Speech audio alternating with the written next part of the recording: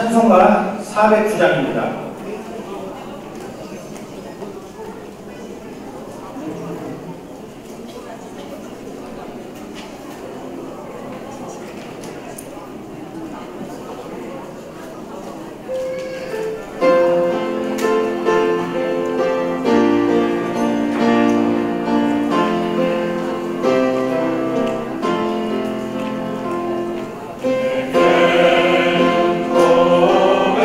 Oh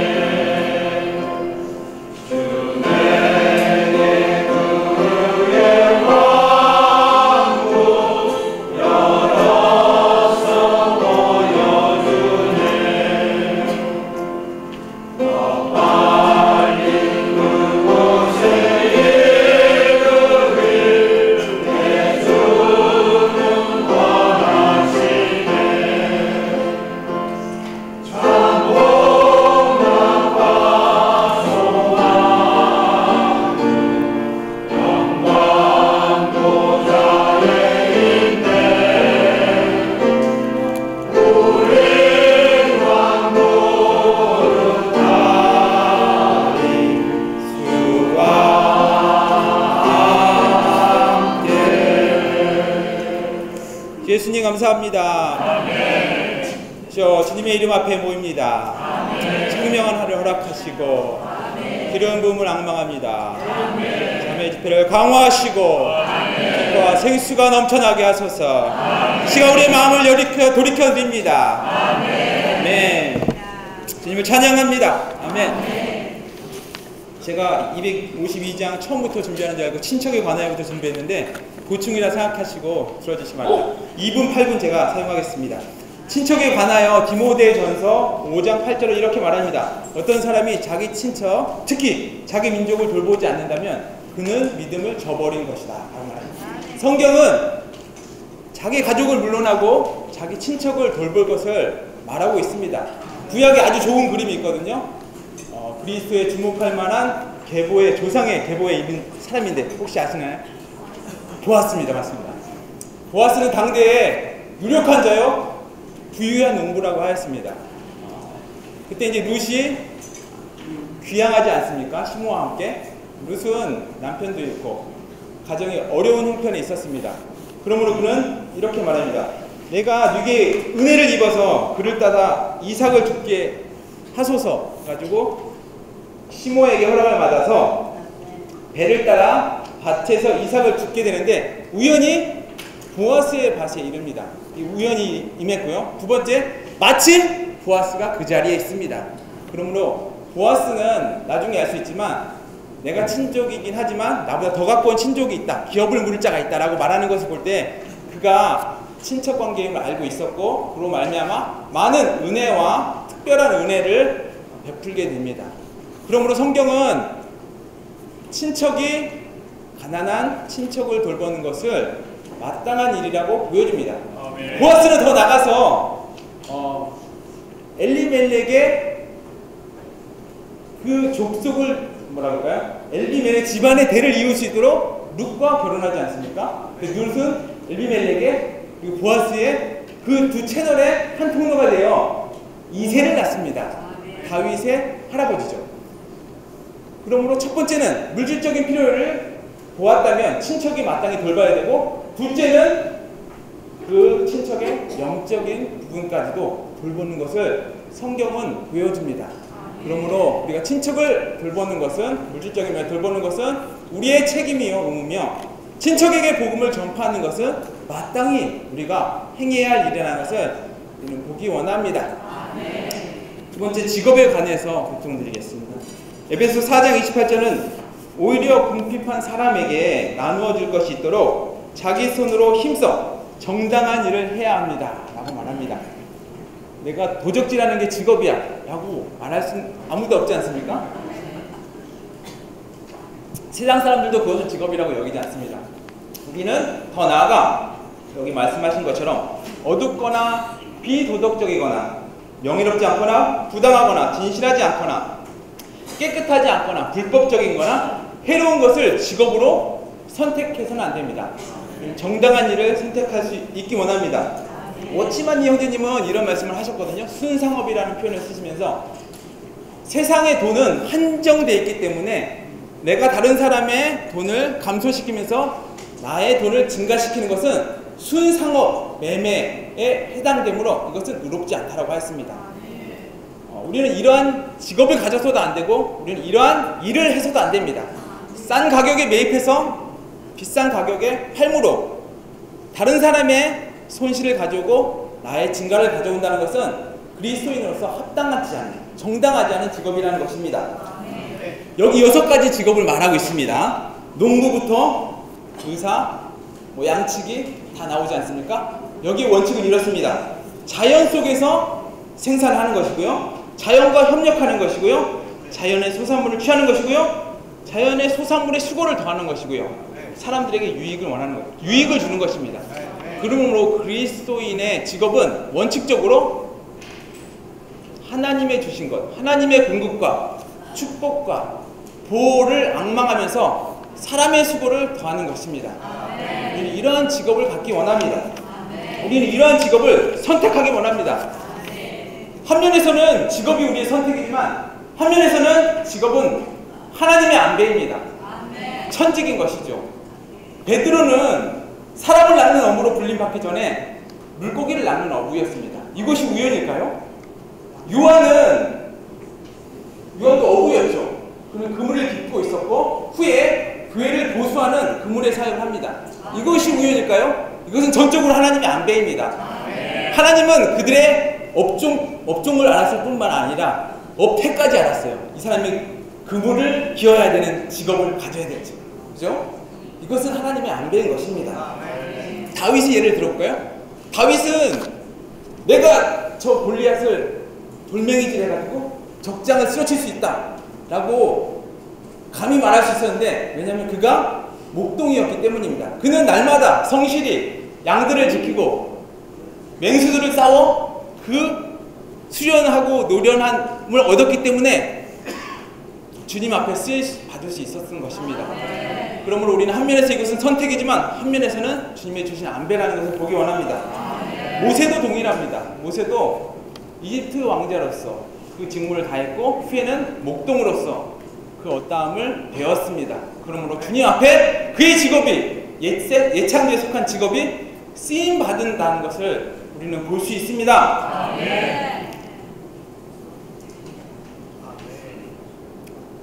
여기에 더해 직업은 존재의 문제입니다.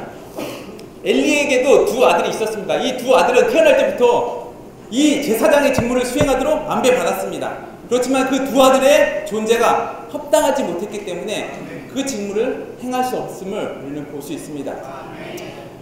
우리 이 존재가 준비되기 원합니다. 주님이 우리에게 합당하고 적절한 주님 앞에 쓰임받을 수 있는 직장을 주어지기를 원합니다. 우리 자녀에게 우리가 어떠한 직장을 또는 직업을 수행하고 있다면 그 직업이 그 교사라는 직장이, 사업이라는 직장이, 직업이 주님 앞에 쓰일 수 있는 어떤 용도 때문에 안배받았다는 것을 명심할 수 있기 원합니다. 주 예수님, 우리는 이러한 직장을 위해서 기도해야 될 뿐만 아니라 그럼 언제 이 직업을 택할지도 고민해 볼 필요가 있습니다. 제가 말씀드리고 싶은 것은 많은 청년들이 직업에 혈안이 돼서 그들의 일생을 소모하고 있지 않습니까? 저는 저도 두렵습니다만 우리 청년들이 전시간 훈련에 시간을 들일 수 있다면 가장 좋은 직장을 늦게나마 얻을 수 있다라고 말할 수 있습니다. 이런 부분에 대해서 우리 다음 세대들이 마땅히 직장을 고려하기 전에 주님 앞에 시간을 드리고 그들의 존재가 온전케 되고 장비되고 준비될 수 있도록 그러한 분별된 시간을 갈 수 있도록 기도할 수 있기 바랍니다. 교회는 이것을 지원해주고 기도해야 합니다. 여기 성경에 따른 6가지 직업을 말하고 있거든요. 첫 번째는 땅을 경작하는 농부고, 두 번째는 양을 치는 양치기입니다. 그죠? 구약에 있고요.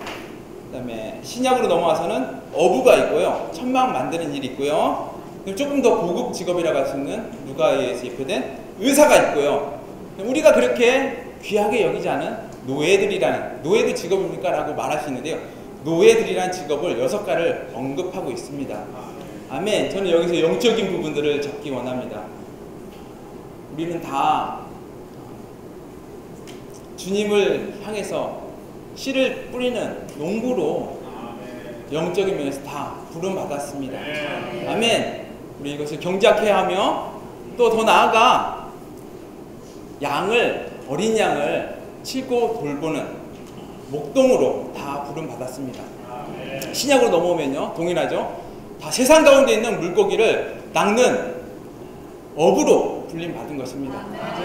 또한 교회를 건축하는 장막 짓는 자로 부름받았습니다. 아멘. 할렐루야. 아멘. 더 나아가 우리는 교회에는 의사가 필요합니다. 눈 감은 자를 눈뜨게 하고, 걷지 못하는 자를 걷게 하고, 아멘. 말하지 못하는 자를 말하게 하고, 수많은 누가와 같은 의사들이 영적인 면에서 필요한 것입니다. 우리 직업이 주님 앞에서 전진하기 원합니다. 결국에는 우리는 주님의 노예들로서, 아멘, 주님 앞에 나아 주님의 뜻과 명령에 순종하고 하나 되어 이 땅에서 움직이는 노예들이라는 가장 놀라운 직업을 수행하는 자들이 될 수 있습니다. 아멘. 우리는 이 땅에서의 직업에 대해서 주님 앞에 앙망하고 배우기 원하고 또는 진정한 의미에서 참된 직업을 갖기 원하고 능숙한 자가 되기 원합니다. 성남교회 모든 지체들을 주님이 축복하시기를 구합니다.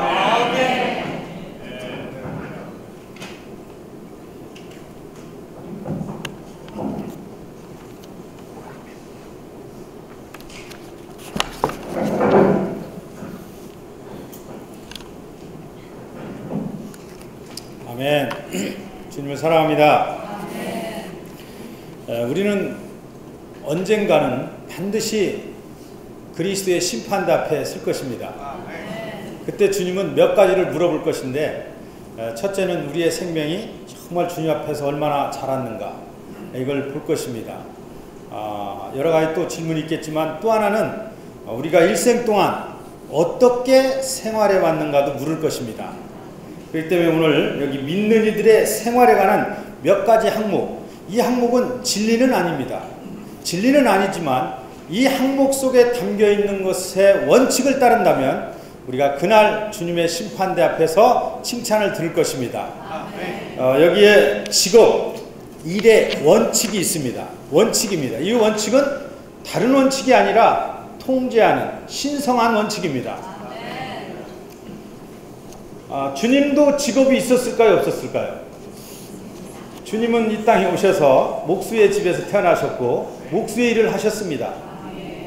그분은 또한 영적으로 씨를 뿌리는 일도 하셨고, 또한 나중에는 또 목자라고 하셨죠. 나는 선한 목자라. 요한복음 10장에서는 2번이나 나는 선한 목자라, 그렇게 말했죠. 그분은 목자로서 이 땅에 일을 하셨습니다. 이 구약과 신약을 통해서 우리가 볼 수 있는 직업은 어떤 직업인지 다 하나님과 관계 있는 일이어야 하고 하나님의 일에 합당한 직업이어야 했습니다. 그래서 특별히 우리 자녀들에게 직업을 선택하라고 할 때, 과거에 어떤 고등학생이 내가 네 꿈이 뭐냐고 그러니까 인도에 있을 때 저는 근사한 바를 하나 차리는 게 꿈이라고 하더라고요. 그래서 그런 거는 안 하는 게 좋다. 차라리 좋은 직장을 다니는 게 좋다. 즉 우리는 이 땅에서 아까 우리가 이거 다 읽은 것처럼 비도덕적이고 부당하고 진실하지 않고 깨끗하지 않고 불법적인 이러한 직업을 선택할 수 없습니다. 그리스도인의 자녀들은 반드시 하나님을 멀어지게 하는 직장은 선택할 수 없다는 것입니다. 이것이 하나의 우리의 통제하는 원칙이 되기 원합니다. 우리 자매님들은 또 나이가 좀 드신 분들은 직장이 없다고 말하시겠지만, 사실 우리는 아까 형님이 말씀하신 것처럼 다 양을 칠 수 있는 양치기들입니다. 씨를 뿌릴 수 있는 농부도 될 수 있고, 영적으로 도울 수 있는 영적인 의사들이 다 될 수 있습니다. 주님을 섬기는 다 노예들이 될 수도 있죠. 정말 이러한 직업에 대해서 우리의 가치관이 새로워지기 원합니다. 저는 특별히 오늘 이 친구에 대해서 한번 보겠습니다. 친구를 사귀는 것도 원칙이 있다는 것입니다. 대개 이 친구는 자신의 기호와 선호와 성격과 기질이 맞는 사람이 주로 친구가 되죠. 그것은 이제 세상이 됐던 교회 안에 됐던 친구는 다 그런 관계로 유지가 됩니다. 그러나 원래 교회 안에서는, 교회 안에서 말한다면 사실 우리는 다 주님이 우리의 친구이며 형제자매님들이 우리의 다 친구입니다. 아멘. 그러나 자 이제 원칙에 있어서 그러면 세상 사람들하고는 우리가 어떤 관계를 가져야 되는가? 이제 친구의 이 원칙은 내가 보니까 되게 친구는 관계가 그렇잖아요. 마음에 있는 이야기를 다 서로 주고받습니다. 심지어 부모한테 할 수 없는 얘기, 선생한테는 할 수 없는 얘기지만 친구한테는 이렇게 하죠. 그만큼 친구의 관계는 긴밀하다는 것입니다. 그래서 사람을 볼 때 그 친구, 그 사람의 친구를 보면 그 사람을 알 수 있다는 말도 있죠. 그것은 뭐냐면 그 사람의 인격이 그 사람과 같다는 거예요. 수준도 같고 어느 면에서 지위도 같은 것이죠. 그래서 이 친구의 관계는 사실상 지위나 인격이나 이러한 위치에서 같다는 것입니다. 그렇기 때문에 우리가 만약에 누구와 친구다 그렇다면 그 사람과 나는 인격이나 지위나 어떤 신분이나 수준이 같다는 걸 말합니다. 만약에 주님이 우리의 친구다, 하나님이 우리의 친구다 이렇게 말한다면 말할 수 있습니까? 우리는 당연히 아멘 해야 합니다. 하나님이 만약에 전능한 하나님, 아주 영광의 하나님, 가까이 할 수 없는 하나님으로만 계셨다면 우리에게 다가올 수 없었을 것입니다. 그분은 우리에게 친구로 오셨습니다. 아까 우리가 409장 찬송을 부른 것처럼 뭐죠? 내게는 가장 보배로운 한 친구 있습니다. 이 친구가 바로 달콤한 이야기를 나눌 수 있는 그 친구인 하나님 그분 자신입니다. 저는 특별히 이 친구라는 걸 이게 추구할 때 창세기 18장이 아주 놀랍게 다가왔어요. 창세기 18장에서 이 하나님이신 그분이 천사들과 함께 아브라함을 방문합니다. 근데 얘기하는 이 과정을 보면 어미하신 전능한 하나님으로 아브라함에게 명하는 것이 아니라 마치 친구가 친구에게 말하듯이 다정하게 말한다는 것입니다. 이미 창세기 17장에서 내 안에 사라를 통해서 한 아기가 태어났는데 그가 이삭이다 이렇게까지도 말했는데 다시 18장에 아브라함을 방문해서 내년 이맘때 내가 너에게 다시 올 것이다. 그리고 아들을 낳을 것이다. 이렇게 말을 다시 한번 다정하게 해줄 때 친구끼리 말하고 있는데 사라가 옆에서 듣고 있다가 이제 웃잖아요. 이것은 막 엄밀하게 말한 게 아니에요. 그렇게 친구처럼 얘기하니까 사라가 듣고 웃은 거예요. 그럴 뿐 아니라 천하 만민이 아브라함을 통하여 그의 후손을 통하여 복을 얻을 것이다. 이 말도 합니다. 이것은 사실상 상당히 놀라운 하나님의 경륜에 관한 이야기입니다. 그 하나님 마음속에 있는 갈망을 그 친구처럼 여겼던 아브라함에게 얘기했다는 거예요. 사실 창세기 18장과 출애굽기 18장은요 놀라운 장입니다. 둘 다 어떤 면에서 왕국을 얘기하거든요. 거기에서 그 축복, 그 복은 아브라함에게 말한 그 복은 바로 갈라디아 3장 14절에서 말한 우리에게 분배될 놀라운 과정을 거치고 완결된 생명 주는 그 영을 말하는 것입니다. 그것을 아브라함에게 얘기했다는 거예요. 그러니까 아브라함을 친구처럼 여겼기 때문에 그분은 마음속에 있는 걸 다 얘기했죠. 그 다음에 또 하나는 이제 소돔과 고모라를 멸할 것을 얘기했어요. 그것은 하나의 장래 그림이죠. 언젠가는 이 땅에 있는 모든 물질적인 것들은 다 소돔과 고모라처럼 멸망이 될 것입니다. 이 그림이 바로 계시록 17장과 18장에서 물질적인 바벨론과 영적인 바벨론이 멸망되고 그 다음에 오는 것이 왕국입니다. 이러한 왕국을 고대하며 이 땅에서 왕국의 실제를 사는 사람들입니다. 근데 여기서 우리 친구를 사귀어야 하는 본이 있어요. 첫째는 아브라함이었고 두 번째는 욥과 세 친구인데 저는 이걸 처음에 이렇게 보면서 욥의 세 친구는 사실 그 하나님의 어떤 경륜에 입각해서 보면 그렇게 올바른 얘기를 한 것은 아니에요. 그러나 욥과 그의 가족이 엄청난 일을 당했을 때 어쨌든 제 인간적인 관점에서 봤을 때는 이 세 친구는 멀리서 함께 왔어요. 그래서 욥을 위로했죠.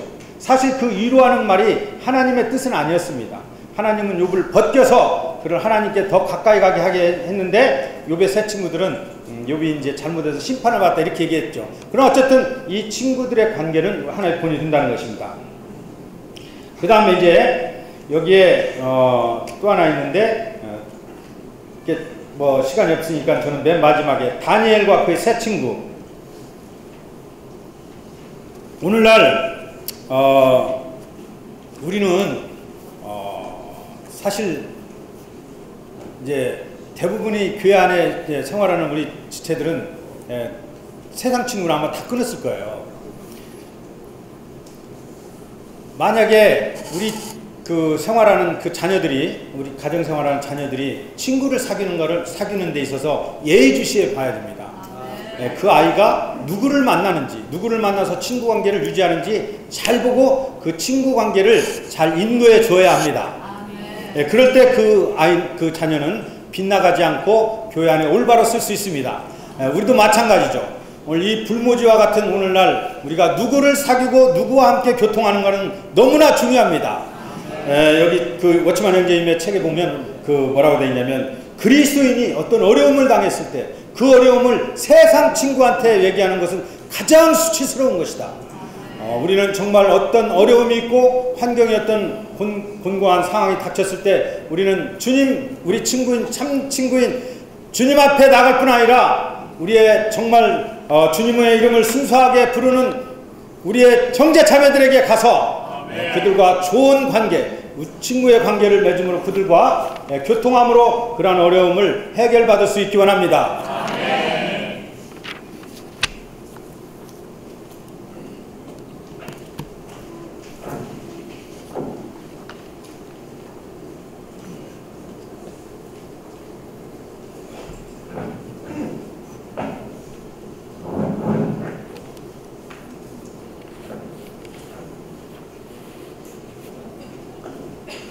주 예수님, 아멘.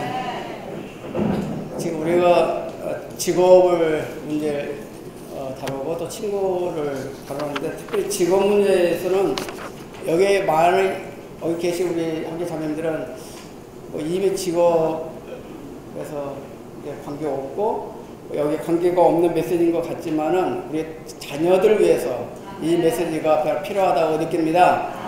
우리 교회 안에서 인도할 때 우리 형제 자매들은 어떻게 직업을 선택할 수 해야 되는지 도움을 줄 수 있기를 원합니다. 제가 먼저 이제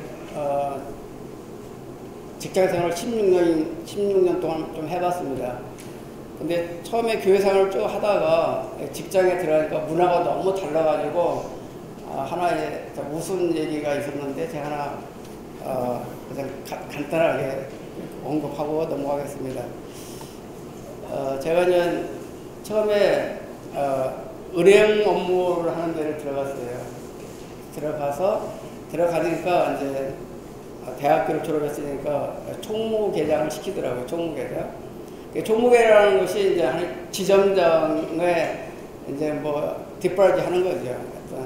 근데 이제 한 번은 저희 상사 되신 분이 대리 되신 분이 무슨 영수증을 빈 영수증을 갖고 왔어요. 반 영수증을 갖고 와서 금액을 얼마 쓰고서 저보고 임 계장 이거 해와 그러더라고요. 그래서 이게 뭔데 했더니 그냥 해와 그냥. 그래서 아니 저한테 설명을 해주셔야 제가 뭘 하지요. 아이고 골 아프네. 이 사람은 그냥 일단은 15만 원짜리 해가지고 업무 추진비를 해서 그냥 지불해서 끊어와. 이제 그러더라고요. 그래서 제가 따졌어요. 설명을 해줘야 될 건지요. 내가 이제 그 문화를 전혀 모르니까. 나중에 이제 내가 알고 보니까 지점장들은 뭐 이게 아니 지점에서 일하는 게 아니고 물론 뭐 상담하시겠지만은 많은 경우 이제 예금을 유치해 와야 되잖아요. 그러니까 이제 세상의 돈 있는 사람을 만나서 고수도 치고 뭐 포커를 하든 또는 뭐 골프를 치러 가든 그런 것들을 하는 거예요. 그러니까 거기다가 고수도 쳤으면 그렇게 쓸까. 그러니까 이제 그냥 소위 업무 추진이라고 하는 거예요. 업무 추진비.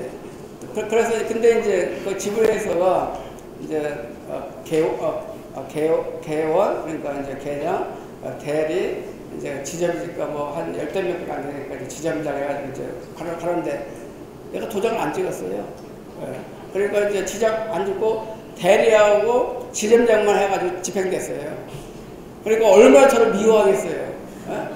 그랬더니 조금 있다가 저를 이제 총무계에서 엉뚱한 데 개원 이용시키더라고요. 그래서 그런가 보다 해가지고 이제 나중에 했는데 제가 그때 이제 충격을 받았어요. 이야, 이게 직장 생활을 하는 것이 간단하지 않구나. 이게 그 사람들하고 타협을 해야 돼요. 타협을. 근데 난 타협할 줄 모르잖아요. 여기 있는 것처럼 여기 뭐 친구를 사귀는 원칙에서 그렇지. 믿지 않는 일과 같지 않은 것 멍에를 함께 매지 마십시오. 의와 불법이 어찌게 짝이 될 수 있으며 빛과 어둠이 어떻게 교통할 수 있으며 빛과 어둠이 어떻게 교통이 안 돼. 거기서는 뭐냐면, 아니, 해와 이 사람아. 그렇게 하는 건데. 아니, 난 못하겠는데. 이렇게 되는 거예요. 근데 이 부분에서, 우리 그리스도의 50필수 과정에 보면은, 바로 이런 얘기가 있습니다. 이 얘기는 바로 친구를 사귀는 문제일 뿐만 아니라, 바로 동업하는 문제, 또는 결혼하는 문제가 이것이 해당돼요. 그러니까 이제, 나귀하고 소가 함께 멍에를 맬 수 없잖아요. 그렇죠? 예.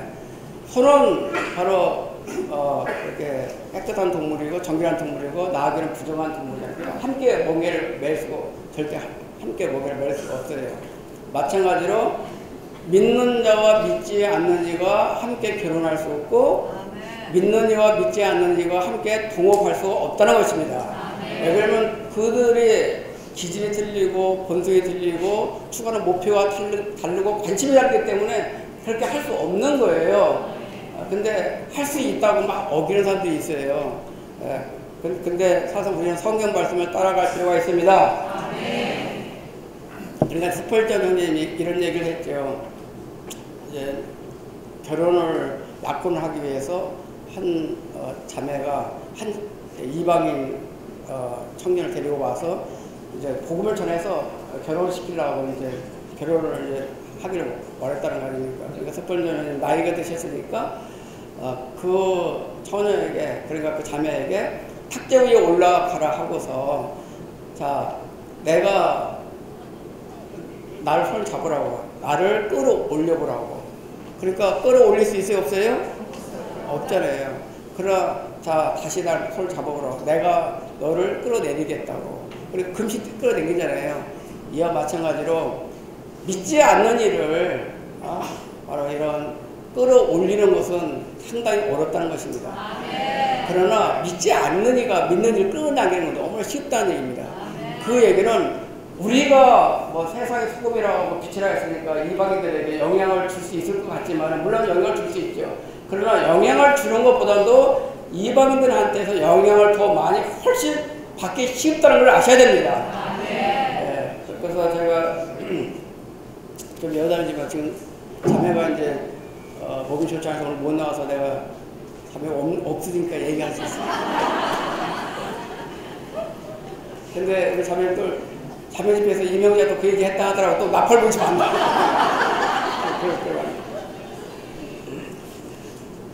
이제 제가 이제 뭐 큰애를 결혼시켰으니까 얘기할 수 있는데, 이 큰애가 어느 날 점식사를 같이 하는데 아빠 할 얘기가 있어요 그러더라고요. 그래서 뭔데?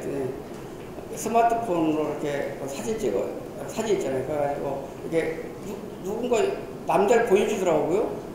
얘가 남자를 스마트폰에 이렇게 찍어 갖고 다니네 했더니, 아빠 제가 사귀고 있는 오빠예요 그러더라고요.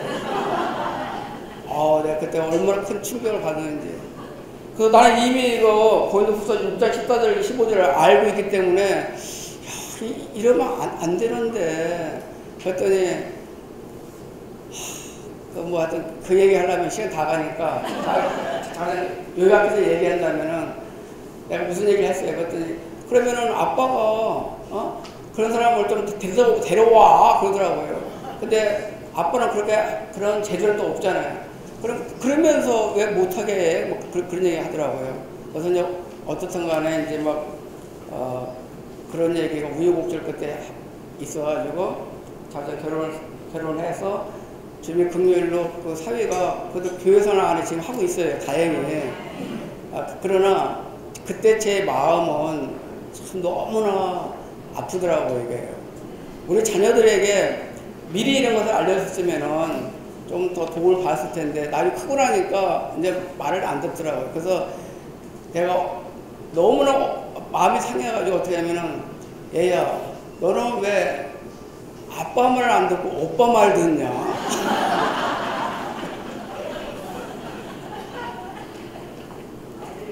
그 정도로 제가 그러니까 그 아빠의 존재라는 것이 오빠한테서는 아무것도 아니더라고요. 힘이 하나도 없더라고요. 내가 눈물을 흘리면서 얘기했어요. 근데 눈물도 안 통하더라고요. 그래서 그때 제가 느낀 것이, 야, 이 친구라는 것이, 아까 우리 정찬 선생님이 교통하신 대로, 다른 사람한테 얘기 못하는 것을 친구지간에 얘기한다 했잖아요. 그러니까 제가 이렇게 그 자녀들하고 친구 관계처럼 이렇게 낮아져서 그들과 아무런 거리낌 없이 그런 얘기를 했었으면 제가 서로 도움을 주고 받을 수 있었을 텐데, 제가 그걸 못했어요. 자녀하고 친구 관계를 못했어요. 아빠 노릇을 했지 친구 노릇을 못했어요.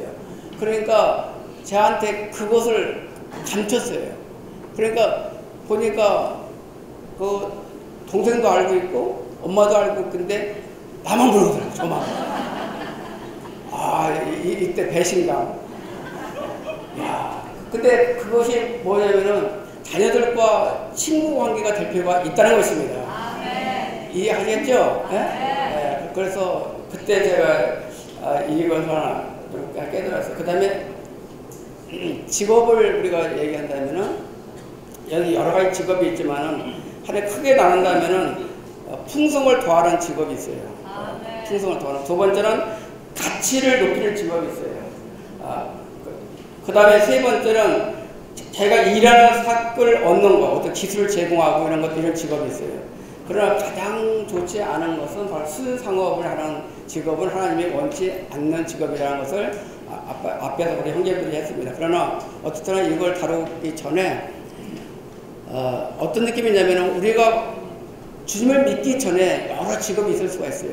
그러나 일단 주님을 믿게 되면은 이 직업들은, 우리가 갖고 있던 직업들은 이제는 하나의 부업이 되는 것입니다.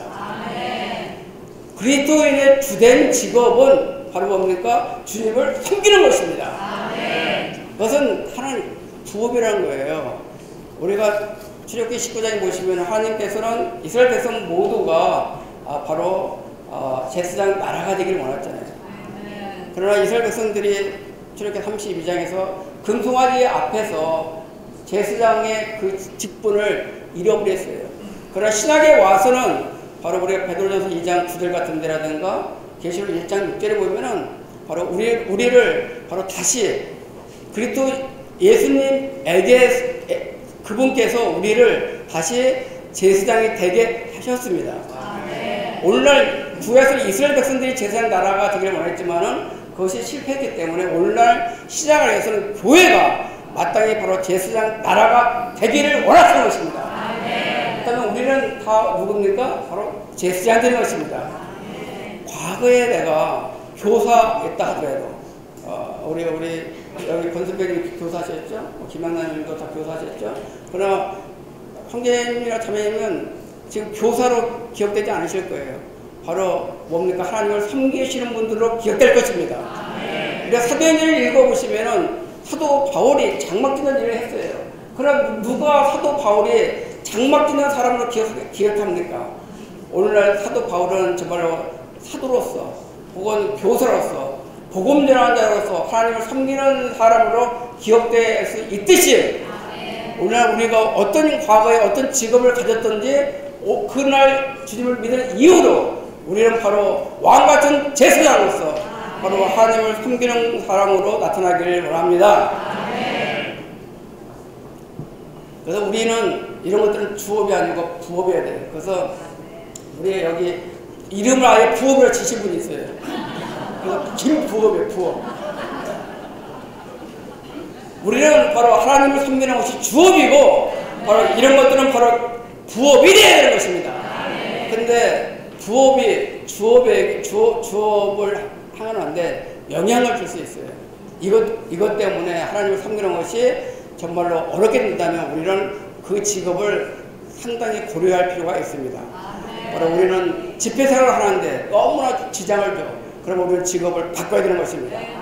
하나님을 섬기는데 너무나 어려움을 줘. 그렇다면 그 직업을 우리는 바꿀 필요가 있습니다. 그렇게 바꾸기 전에 직업을 바꾼다는 건 쉬운 문제가 아니에요. 그러니까 바꾸기 전에 우리가 합당하게 주님을 섬길 수 있는 이런 직업을 선택할 수 있기를 원합니다. 그 다음에 친구 문제 조금 한 1, 2분 남았는데 친구 문제 제가 말씀드리고 싶은 것은 가장 좋은 친구는 바로 주님이라 했습니다. 이 세상에서 가장 친밀한 아무 어렵게 없이 어떤 것도 교통할 수 있는 친구가 있는데 바로 주님 자신인 것입니다. 주님 자신이 우리 영 안에 바로 친구로와 계십니다. 이 주님에게 여러분들 어떤 것이든지 우리는 교통할 수가 있습니다. 그때 주님은 우리를 정말로 친구로서 돌아보실 수 있음을 인하여 감사합니다. 제가 한 가지 추가해서 좀 밝아진 것이 하나님께서는 아브라함을 바로 그를 친구라 했다는 거예요. 이 친구라는 얘기가 바로 상당히 높인 말이더라고요. 또 주님은 죄인들을 친구로 여겼습니다. 이 친구란 것은 그분 자신이 원래 지위가 있잖아요. 바로 하나님은 그분은 창조주시고 또 주님은 또 심판자이시고 이런 지위가 있으셔요. 그러나 우리는 그분이 창조주면 피조물이고 그분이 심판자인다면 우리는 심판 받을 사람이고 그분이 구주란다면 우리는 은혜를 마땅히 얻을 사람인 것입니다. 그러나 그런 위치를 내려놓으시고 주님 하나님께서 우리를 친구로 삼았다는 것은 우리를 극히 높이신 것입니다. 그러나 그것은 우리 교회 안에서 형제 자매들 사이에 친구 맺는 거 아니에요. 바로 성경에 보면은 친구 관계라는 게 없습니다. 부모와 자녀의 관계, 그렇죠? 주인과 종의 관계, 뭐 이런 관계가 있지 친구 관계라는 게 없습니다. 교회 안에서는 오히려 다 형제 자매로서 족한 것입니다. 그러나 우리가 우리 지위를 내려놓고 바로 그들과 친밀한 교제를 하기 위해서 우리는 친구 관계로 가질 수가 있습니다. 친구를 갖기를 원한다면 우리는 바로 5월 12일날 우리는 함께 복음 절기에 올라갈 수 있는 많은 복음 친구들을 갈 수 있기를 원합니다. 그러나 그 친구를 얻기 위해서 그 친구가 원하는 대로 그 친구를 얻자고 해서 술 먹으러 가면 술 먹으러 가고 또 가지 못할 곳에 가고 그러면 안 되는 것입니다. 그러면 우리가 거기에 영향을 받게 되는 것입니다. 우리는 그들 친구를 얻을 때 복음을 전함으로 그들을 정말 합당하게 영적으로 도울 수 있기를 원합니다. 1053장 불러보시겠습니다.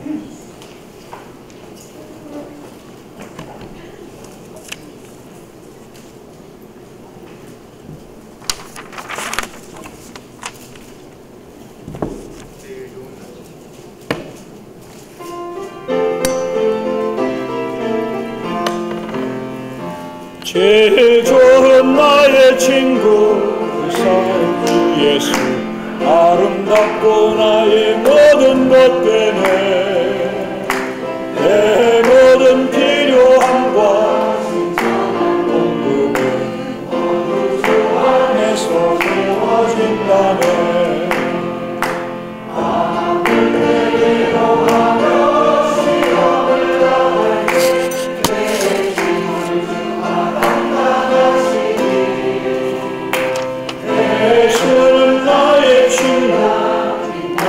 새벽별 만인 중에 가장 뛰어난 사람 내 아픔 감당하고 슬픔을 나누고 유혹 당할 때에 안전한 망대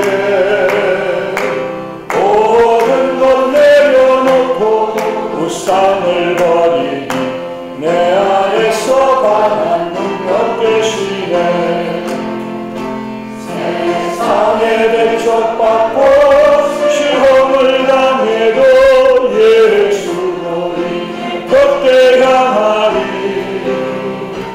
내 주는 나의 신랑 빛나는 새벽별 만인 중에 가장 뛰어난 사람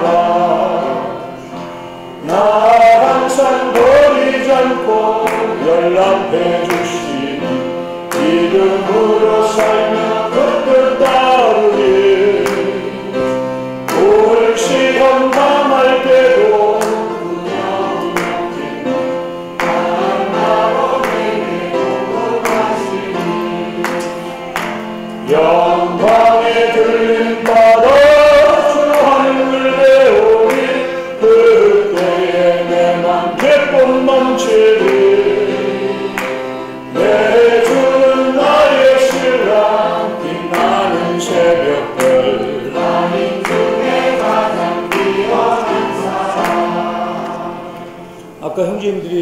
말씀하신 것처럼 이 직업과 친구의 문제가 더 젊고 이러한 사람들에게 더 필요한 말씀일 거예요. 그러나 지금 사회가 고도화돼서 또 수명이 많이 늘어나가지고 우리 자매님들 중에, 형제님들 중에 퇴직하시고서도 상당한 기간을 일하시는 분들이 계십니다. 뭐 요양보호사라든지 또는 뭐 가사 도움이라든지 이런 것들이 좋은 직업입니다. 여기에 보면은 몇 번에 해당하냐면 그 노예에 해당하는 거예요. 노예. 사람을 섬기는 거거든요. 이 세상의 가치 기준으로 보면 그것이 종과 같고 노예와 같고 소위 천한 것 같지만 그리스도인은 그렇지 않습니다. 그리스도인은 얼마 전에 우리 시카고에서 일생을 미국에서 처음으로 이영재님이 얻으신 백인인 짐 리스키라는 분이 계세요. 이분을 제가 처음 89년도에 뵀을 때 그분은 시카고 교회에 정말 인도하시는 그런 장로 중에 한 명이고 아주 학자입니다. 근데 이분을 제가 처음 봤을 때 그 모습이 마치 소위 말하는 뭐라고 할까요? 청소하고 문단속하는 이런 사람으로 보였습니다. 그러나 그 모습이 얼마나 인상적이었는지 일생에 정말 도움이 됐습니다. 우리는 노예와 같이 사람을 섬기는 것을 좋은 직업으로 알아야 합니다. 노동하고 땀 흘리며 수고하는 직업이 결코 그리스도인은 천한 직업이 아닙니다. 그리스도인은 노예든 주인이든 다 동일한 신분을 가진 거룩한 형제들입니다. 우리의 직업에 대한 가치관이 정말 바뀔 수 있기를 원합니다. 이 직업을 택할 때 여기 보면은 큰 원칙이 있는데 우리가 이제 이 책을 마지막으로 다음 중간 같은 3주 후에 이 모든 이 일반적인 생활을 통제하는 그 원칙에 대해서 저희들이 한 주 다룹니다. 그 전에 여기 255쪽에 보면 255쪽이 아니라 아까 어디 253쪽 여기 보면 성도의 표준에 따르면 그리스도인들은 어둡거나 비도덕적이거나 명예롭지 않거나 부당하거나 진실하지 않거나 깨끗하지 않거나 불법적이거나 해로운 어떤 직업도 갖지 말아야 한다. 좋은 직업을 점검하는 것은 바로 이것으로 점검하는 겁니다. 그러면 어둡지 않은 게 뭡니까? 하나님이 빛이십니다. 하나님이 기뻐하시는 직업에는 빛이 있습니다. 그것이 비록 구두를 수선하는 사람이라 할지라도 제가 어느 날 그리스도인 중에 이 구두를 수선하는 분을 만난 적이 있어요. 노량진에서. 그 얼굴에서 빛이 나더라고요. 야, 비록 구두를 수선하고 있지만 가방을 수선하고 있지만 저분은 정말 빛나는 직업을 갖고 있구나. 이것이 바로 하나님과 일치되는 겁니다. 비도덕적이거나 하나님이 가장 도덕적이신 분이죠. 여기 명예롭지 않거나 누가 가장 명예롭습니까? 우리 주님이 가장 뛰어난 이름을 얻으신 분입니다. 그렇기 때문에 여기 보면 다 이것이 우리 주님의 하나님의 속성, 미덕과 관계가 있습니다. 그래서 이런 직업의 문제를 말할 때 반드시 우리가 기억해야 될 것은 하나님의 정하심 이것을 살펴봐야 합니다. 하나님이 정하신 길을 가는 사람들은 가정이 됐든 그 단체가 됐든 불필요한 많은 공격에서 보호될 수 있습니다. 예를 들면 성경에서 하나님이 정하신 그걸 보면 제일 먼저 뭘 말하냐면 부부를 말해요. 그 다음에 항상 이것은 에베소서나 골로새서나 동일합니다. 부부를 말하고 그 다음에 부모를 말합니다. 그 다음에 자녀를 말합니다. 이것이 예를 들면 하나님이 정하신 하나의 순서예요. 제가 한 가족에게 권면한 적이 있지만 부부가 정말 중요한 거예요. 하나님이 볼 때 가장 출발이 되는 단위는 부부입니다. 남편과 아내가 먼저 하나 돼야 하고 먼저 모든 면에서 같아야 돼요. 그런 다음에 부모예요. 이 부모에 관련된 것이 부부 속으로 파고들 때 많은 어려움들을 산출합니다. 우선 부부가 완전히 하나 되는 것이 하나님의 정하십니다. 마치 중앙차선을 잘못 넘으면 사고 날 가능성이 있는 거예요. 이게 중앙선입니다. 부부, 그 다음에 부모. 부모를 잘 섬기는 것은 바로 부부가 하나 되어서 시댁이든 친정이든 동일한 존중과 공경함을 가지고 주님 안에서 섬기는 것입니다. 근데 이 부모가 자꾸 어떤 부부 사이의 결정에 관여하면 어려움이 발생합니다. 이런 것들을 우리는 잘 배워나가야 해요. 그 다음에 이제 살다 보면 또 자녀가 생기잖아요. 자기의 자녀. 이 부모한테는 손자, 손녀입니다. 손자, 손녀 돌보는 걸 가지고 절대로 관여하면 안 돼요. 어리석은 거예요, 그거는. 하나님이 정하신 것은 손자, 손녀는 부부에게 맡긴 거예요. 그 부부. 요즘은 사회가 막 고도화 돼가지고 그냥 막 이제 퇴직하니까 막 그냥 할아버지 할머니한테 또는 애할아버지 할머니한테 막 맡기거든요. 맡길 수 있어요. 그것이 틀렸다는 것이 아니고 잘못됐다는 것이 아니라 잘못하면 선을 넘으면 반드시 하나님의 정하신 선을 넘지 않도록 주의해야 합니다. 직업의 문제에 있어서도 하나님이 정하신 선이 있다는 거예요. 이걸 보십시오. 이 순서를. 얼마나 주의 회복이 하나님의 말씀대로 사는가를 이것만 봐도 알 수 있어요. 이게 성경에서 나온 직업입니다. 첫째, 최초의 직업이 뭡니까? 농사 짓는 거예요. 농사 짓는 거. 농사는 속일 수 없습니다. 수고한 대로 하늘의 마음에 맞게 이루어지는 게 농사예요. 그러니까 우리나라도 옛날에는 농자 천하지 대원이라고 했죠. 네. 농업을 하는 사람들을 귀하게 여긴 거예요. 그러니까 땅에서 하여튼 농사 짓는 거, 이게 하나님이 정하신 거라는 거예요. 두 번째는 양치는 게 목축업이 나오죠. 뭔가 생산해내는 직업. 세 번째 어부가 나와요. 네. 여기 자연에서 소산물을 취하는 거. 천막 만드는 거예요. 제조업입니다. 그러니까 좋은 일이 뭐냐면 제조업이에요.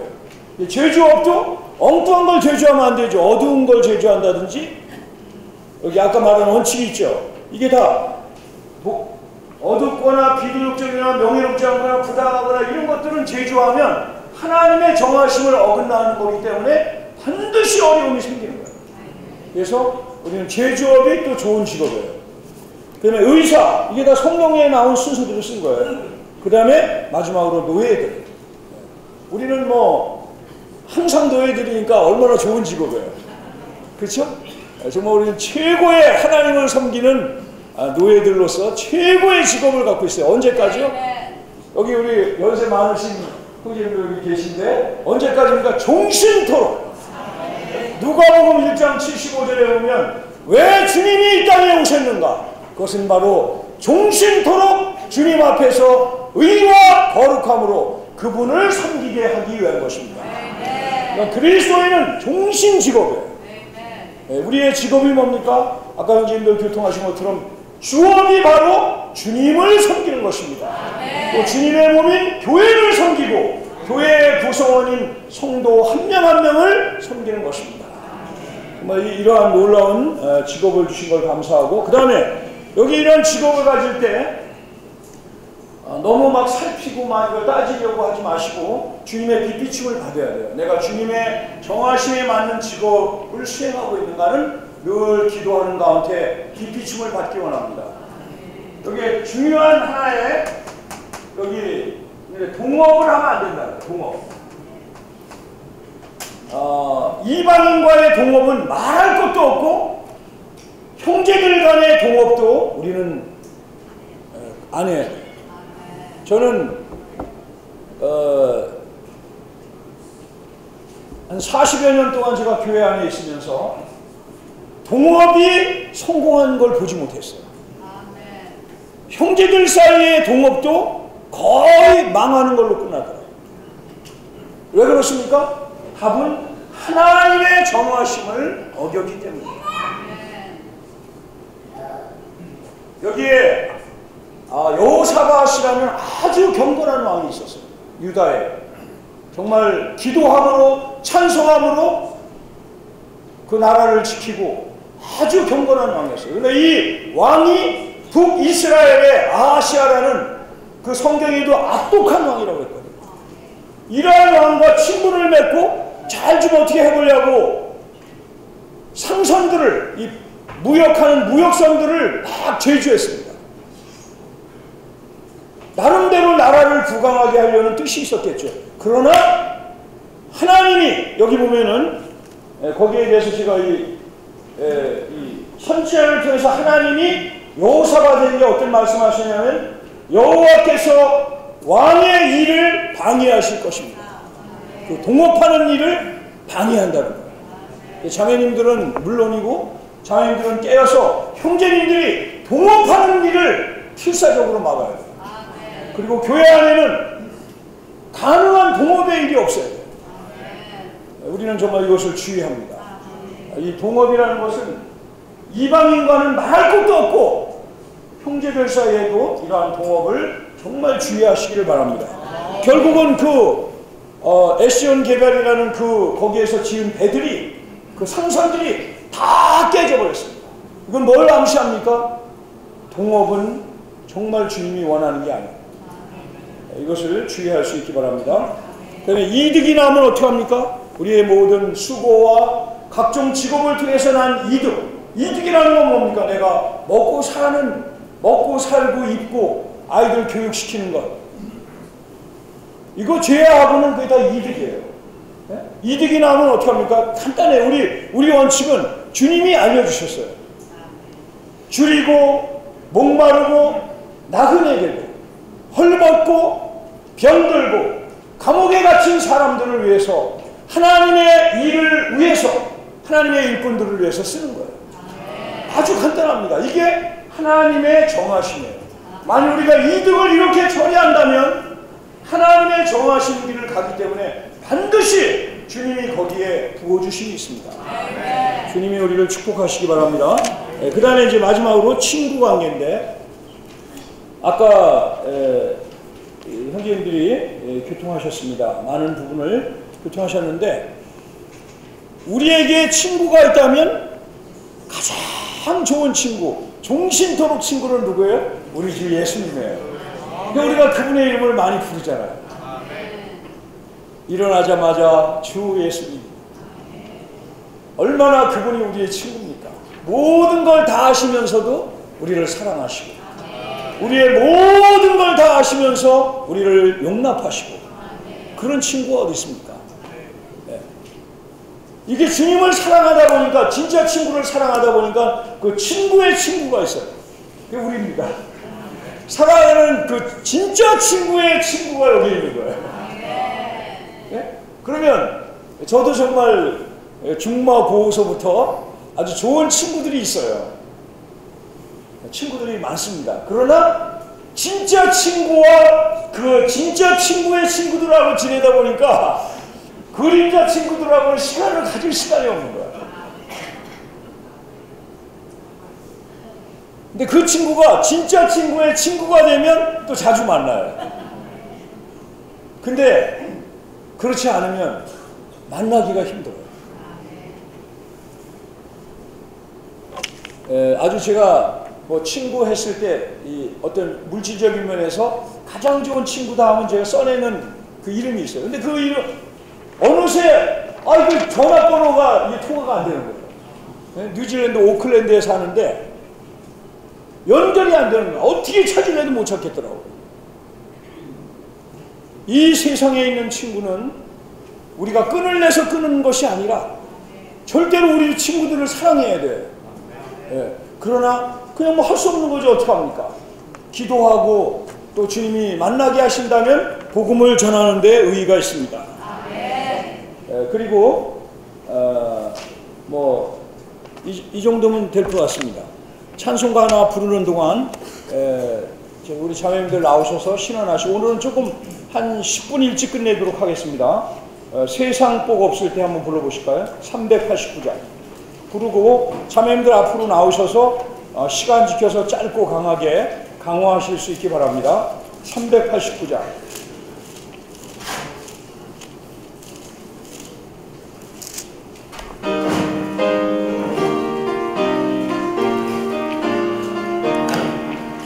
세상 복 없을 때 주 나의 것, 세상 좀 끊길 때에 주는 나의 것, 이 흑암 광야에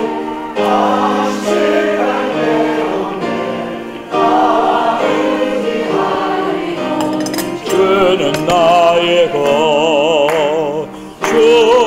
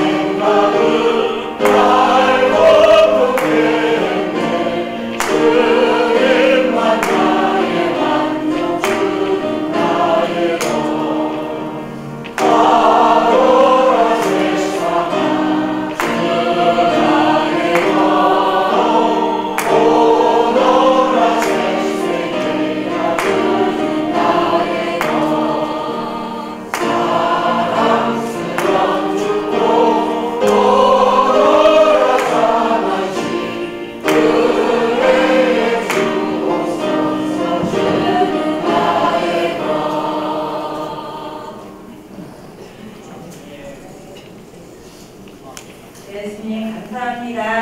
이렇게 공동하심으로 우리의 생활이 더 분명해지고 분별된 생활을 할 수 있도록 공동하심을 인해 감사합니다. 오늘 이런 직업에 대해서 말씀하셨는데요. 그 바울 형제님이 가장 복음에 수고하고 주님을 충성되게 섬겼던 사람이었지만, 그는 아무에게서도 양식을 거저 얻어먹지 않았고 누구에게도 짐이 되지 않으려고 수고하고 고생하며 밤낮으로 일했다고 했습니다. 자기 손으로 일해서 자신의 필요와 일행들의 필요를 공급한 사람이었습니다. 그러므로 우리도 이러한 직업을, 필요하다면 직업을 갖고 자신의 필요와 또 다른 이들의 필요를 돌보는 것이 합당한 생활일 것입니다. 이런 직업을 갖는 것에 있어서 그런 성도들의 표준에 따라, 저는 이 말씀이 부딪혔습니다. 성도의 표준에 따라 어둡거나 비도덕적이거나 명예롭지 않거나 부당하거나 진실하지 않거나 깨끗하지 않거나 불법적이거나 해로운 직업을 갖지 말아야 합니다. 우리는 땀 흘려 수고하고 생산적인 일이며 자연과 동역하는, 다른 이들에게 또 유익을 주고 사람들에게 꼭 필요한 이런 직업을 선택하는 것이 하나님을 기쁘시게 하는 것이고 하나님 마음에 맞는 것입니다. 동업하는 문제에서는 우리는 믿지 않는 이들과 같지 않으므로 멍해를 함께 내지 말아야 합니다. 갑주에 보면은 결혼과 사업과 친밀한 관계 등에 대해서 말씀하셨는데, 저도 어쩌다 보니까 믿지 않는 사람과 멍해를 같이 매가지고 큰 나이가 지금 33살이 됐는데 그동안에 많은 그런 고통과 고난과 손실이 있었습니다. 네, 주님께 감사드리는 것은 이제 주님이 조금씩 이렇게 발을 떼게 하셔서 지난주에 남편이 집회에 처음으로 나왔습니다. 네. 주 예수님, 우리는 부지런히 수고하여 얻은 소득을 궁핍한 지체들과 또한 하나님의 일과 하나님의 일꾼들에게 공급해야 하는데 이렇게 하기를 매우 좋아해야 한다고 하였습니다. 그럴 때 하나님의 일이 손실과 어려움을 당하지 않게 된다고 하였습니다. 자신의 필요를 채울 뿐 아니라 이런 하나님을 섬기는 일에 더 이러한 물질을 드릴 수 있기 원합니다. 형제님들이 그 직업에 대해서 말씀해 주실 때 어쩌면 사람의 생활에서도 이런 직업이 정말 올바른 직업이지만 영적인 의미를 말씀해 주실 때 너무나 감사함이 있었습니다. 우리의 이런 직업은 부업이고 하나님을 섬기는 것이 우리의 직업임을 더 인식하고 동실도로 그분을 섬기는 일에 또 지체들을 섬기는 일에 우리 일생이 되어지기 원합니다.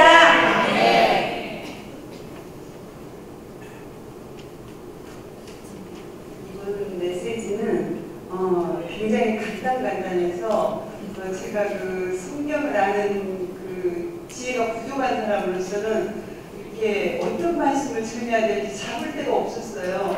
너무 간단해서. 그래서 제 나름대로 다해서 굉장히 좋은 사람으로 여기기 때문에 내 마음에 맞는 사람이며 하는 그 말씀에 초점을 맞췄습니다. 다윗은 하나님의 갈망에 맞는 사람이었습니다. 다윗은 하나님의 모든 뜻을 행할 수 있는 사람이었다고 합니다. 사울이 다윗을 핍박하고 죽일 계획을 하고 있었을 때 그의 아들 요나단은 다윗을 자기 생명같이 보살폈고 사랑했다고 했습니다. 그래서 사울의 악한 계획을 자신에게 알리고 또한 계획을 무마시키도록 사울 앞에 나서서 다윗을 변호하는 일을 서슴지 않고 사울의 마음을 돌이키기도 합니다. 요나단과 다윗의 관계는 제가 생각할 때는 생명관계였던 것 같습니다. 사실 여기의 주인공은 다윗이었지만 요나단의 그 선택은 탁월했다고 생각합니다. 생명을 건 무적이었기 때문입니다.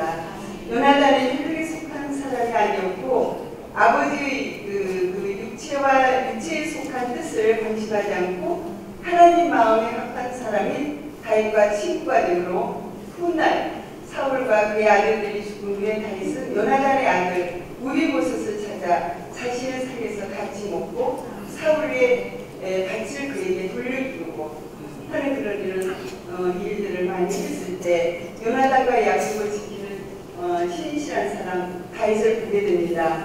교회 생활 안에서 나의 태도는 믿을만한 사람인지 이 말씀을 통해서 내 자신을 들여다보게 됐습니다. 나는 과연 하나님의 마음에 몇 프로나 합한 사람일까? 소그룹에서 나의 태도는 믿을만한 사람인지 약속은 잘하지만 얼마나 약속을 어겼는지 주중 기도 집회에 가끔씩 소식 없이 빠뜨리고 축구 집회에 시간을 어기고 아무 교통 없이 무단으로 육체에 속한 사정으로 자리를 비우는 그래서 지체들에게 그 염려의 대상이 되는 그런 사가 하였던 것이 들여다보였습니다. 제가 지체들에게 눈을 비치는 적은 없는지 정말 친구 사이는 아니지만 우리는 정말 혈육을 나누지는 않았지만 생명으로 그리스도의 피로 한 몸과 한 지체가 되는 사람들이기 때문에 더더욱 이런 것에 정말 작은 곳에도 세미한 배려가 필요하다는 그런 생각을 하게 되면서 주님 앞에 회개하는 마음으로 돌이키게 됐습니다. 정말 자신이 신실하지 않고 어찌 신실한 친구를 얻을 수 있겠습니까? 신실한 친구는 우리 구주인데 내가 신실하지 않는 사람인데 어떻게 주님한테 나의 친구가 되어달라고 그렇게 요구할 수는 없을 것 같아요. 주님의 마음에 합한 자 되기를 원합니다. 이 직업에 대해서 교통할 때 예전에 저희가 중국에 있을 때에 청도대학에서 많은 학생들이 얻어졌는데 그때 청도에서 봉사하던 한 형제님이 그 학생들에게 복음을 전할 때 한 말이 생각났습니다. 자신은 중국에서 태어나서 최선을 다해서 공부했고 최선을 다해서 일을 했고 근데 결과적으로 자기 주변에 많은 우수한 친구들이 현재는 감옥에 있다는 그런 간증을 했습니다. 우리는 그리스도인으로서 재물을 위해서 우리 자신과 시간을 다 드리는 자들이 아닙니다. 우리를 공급하시는 아버지가 계시고 또 우리가 몸 안에서 모병을 받고 있음을 감사합니다. 또한 우리의 친구들을 합당하게 정말 선택하고 사귀어야 되는 문제, 또 처리해야 되는 문제는 참 친구이신 그리스도를 친구로 누려야 하고 또 몸 안에서 합당한 친구가 되어야 한다는 것을 붙잡았습니다. 자매님께서 말씀하신 그 요나단을 생각할 때 저의 교회 생활 안에서 정말 한 발자국도 더 나아갈 수 없을 때 요나단과 같은 지체가 있었음을 감사합니다. 또한 다니엘의 새 친구와 같이 활력그룹이 되는 지체들이 우리를 전진하게 했고 여전히 우리는 또 욥과 같이 많은 고난 중에서 오히려 그 친구들에게 영향을 끼치는 그러한 자가 되어야 한다는 것을 보았습니다. 우리를 세상에서 또 구원하신 것은 그분을 참되게 섬기게 하시기 위한 것입니다. 그러므로 더 이상 우리는 재물